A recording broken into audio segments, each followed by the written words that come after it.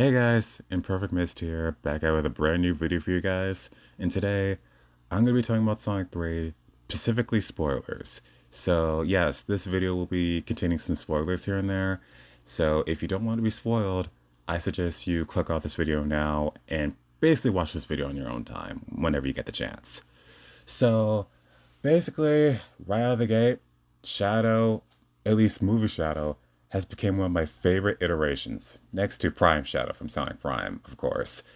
And how they written his personality and his backstory, he kind of reminds me of his Sonic Adventure 2 counterpart, but once Sonic and Shadow were fighting all over the planet, Dragon Ball Z style, when they were talking on the moon, his vulnerability comes out a lot more. Like the mask was slowly slipping off, like as in like completely been slipped off, where Shadow's talking about his grief with Maria. Sonic, however, was talking about his grief with Longclaw, aka his basically his adopted mother. And it was basically it was a touching scene, which I personally did like. And in this basically this universe with Maria, she's not really sick. She's just basically visiting at a gun location with her grandfather and whatnot. And that's how her and Shadow met and whatnot. And of her, this montage of her playing with Shadow, having fun with him, showing him how to dance. And it was a cute scene with her and Shadow.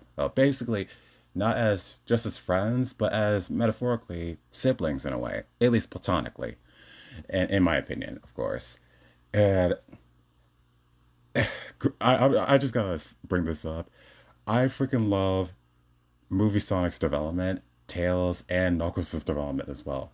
Heck, I even like the human characters. I don't think either one of these human characters annoyed me as much as freaking Wanda Whipple from the Knuckles show, and that's a whole nother can of worms on its own, obviously.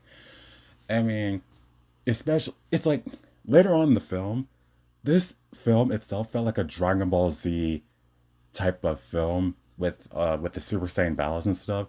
When Super Sonic and Super Shadow were fighting all over the earth, it felt like a Dragon Ball Z fight scene in a way, and I loved it when I was watching in theaters, and and Paramount did an impressive job editing stuff out during in one of the trailers, at least trailer two specifically.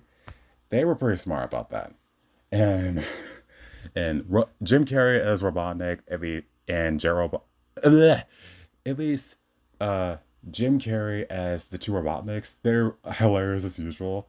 Idris Elba as Knuckles was hilarious. I love Ben Schwartz as Sonic, and Keanu Reeves as Shadow, phenomenal in my opinion. And I'm gonna talk about the post credit scenes.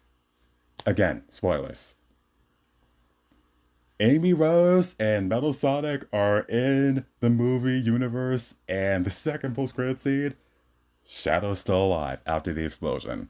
And I'm not gonna lie, I was kind of nervous after Shadow quote unquote died. I was like, is he? We're never gonna see him again. Up until we see him in that crater somewhere on Earth where he picked up in one of his inhibitor rings. I was like, oh, thank goodness he's alive. So yeah, it's just like this film is one of the best films I ever seen in a long time. Next to the show called Arcane, League of Legends, and whatnot. Again, go see Sonic 3, best video game adaptations of all time.